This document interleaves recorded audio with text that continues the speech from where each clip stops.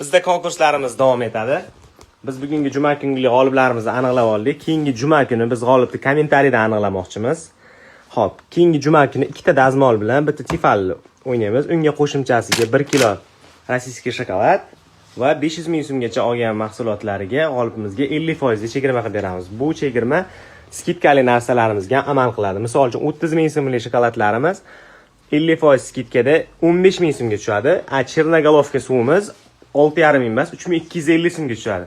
3250 so'mga menimcha bir stakan gazvadan bermasa kerak hozirgi kunda.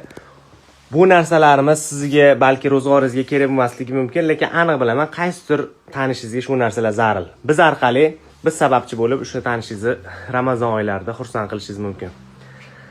Hammalaringni kommentariyada kutib qolamiz. Kommentariyada g'olib bo'lish uchun Pista Press so'zini yozib ketinglar. Shu videomizni repost qilib, like bosinglar. Hammaga omad tilaymiz. Salomat bo'linglar.